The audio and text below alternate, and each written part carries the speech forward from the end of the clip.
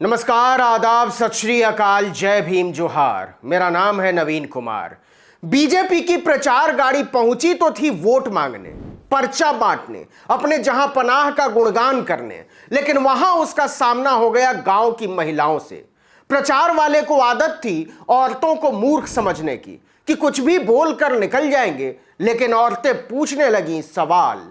बताओ हमारे बच्चे का रोजगार कौन खा गया? बताओ 1000 रुपए का सिलेंडर हम कहां से भरवाएं? बताओ 100 रुपए का पेट्रोल कहां से खरीदें? बताओ 250 रुपए का सरसों तेल कैसे खरीदें? हमारा रोजगार कहां है? करम जले तुम्हारी निखट्टू सरकार कहां है? इस सवाल पर बीजेपी की प्रचार गाड़ी में बैठे लोगों को सांप सूंघ गया। वो भागने की तैयारी करने लगे और इसके बाद तो आगे आगे बीजेपी की प्रचार गाड़ी और पीछे पीछे गांव की साधारण घरेलू लेकिन नागरिकता के बोध से भरी हुई सचेत औरतें।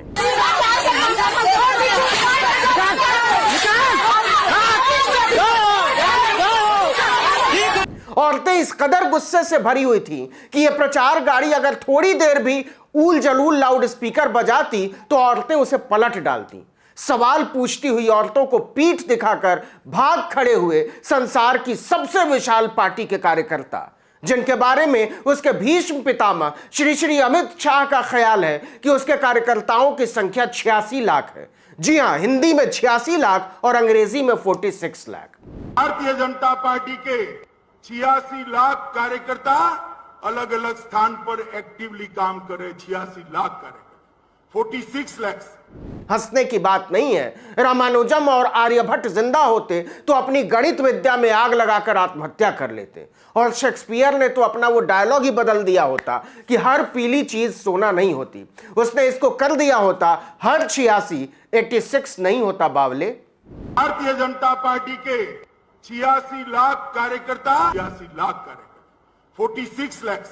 समझिए कि भाजपा के ज्ञानियों का डंका बज रहा है। 12वीं के बाद इंटर, 86 की अंग्रेजी 46, इसके आगे का शाहकार है अमेरिका में योगी आदित्यनाथ का डंका।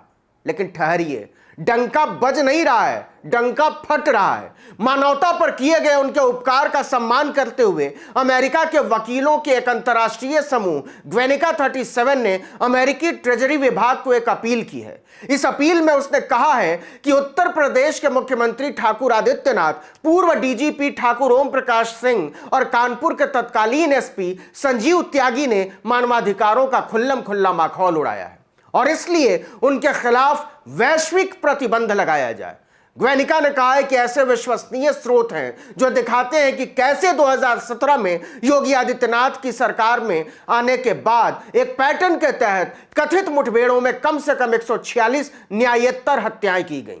मजाक की बात यह है कि इसे योगी ने अपराधों के खिलाफ जीरो टॉलरेंस नीति घोषित किया।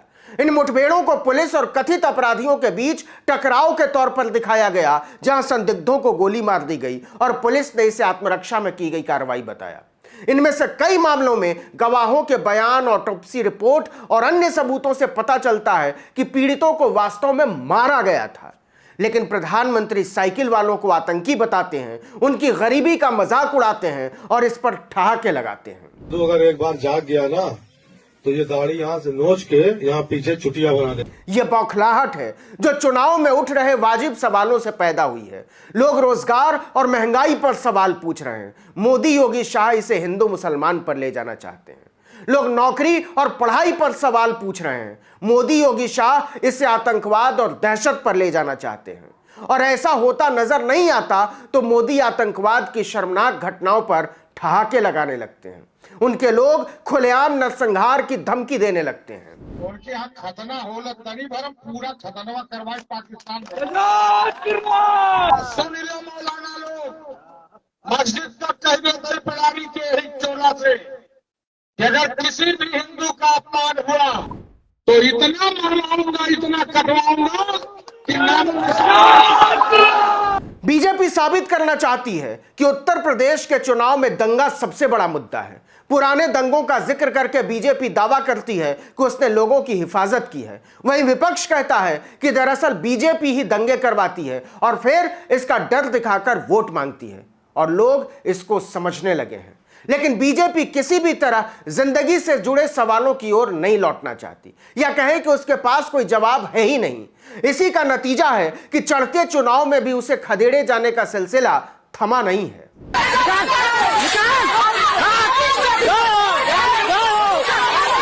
बीजेपी की हालत पर चुटकी लेते हुए किसान नेता राकेश टिकैत ने कहा कि अगर चुनाव के बाद उत्तर प्रदेश में फिर से बीजेपी की सरकार बनी तो दंगा मंत्री का एक नया पद बनाया जाएगा।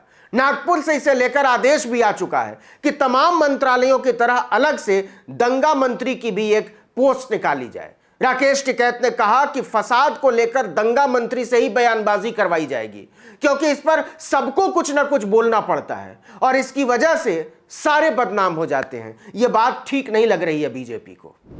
मैं हैरान हूं, ये साइकिल को उन्होंने क्यों पसंद की। यहां तक गिरने की जरूरत ही क्यों पड़ी? इसलिए पड़ी कि मोदी और शाह की तमाम कोशिशों के बावजूद जनता वैसे नहीं सोच रही जैसे वो चाहते हैं। वो कह रहे हैं कि हमने तुम्हें काशी कॉरिडोर दिया, अब सवाल मत पूछो। लोग पूछ रहे हैं रोजगार पर आपने झूठ क्यों बोला। वो कह रहे हैं हम अयोध्या में मंदिर बनवा रहे हैं, सवाल मत पूछो। लोग पूछ रहे हैं आपने महंगाई से हमारी कमर क्यों तोड़ डाली। वो कह रहे हैं हमने मुसलमानों की गर्मी शांत कर दी है, सवाल मत पूछो। और लोग पूछ रहे हैं आपने हमारे सूबे के भाईचारे में आग क्यों लगाई। लाख कोशिश करने के बावजूद मोदी, शाह, योगी उत्तर प्रदेश के लोगों में दहशत पैदा नहीं कर सके। वो सोचते थे कि उनके डर के मारे लोग सवाल ही नहीं पूछेंगे, लेकिन कहते हैं कि काठ की हांडी बार बार नहीं चढ़ती। रोज रोज डरते डरते लोगों के दिल से डर इस कदर निकल गया कि जहां पनाह इसके लिए तैयार ही नहीं थे। बीजेपी की प्रचार गाड़ी को खदेड़ने वाली औरतें कहती हैं अभी तो सवाल शुरू हुए।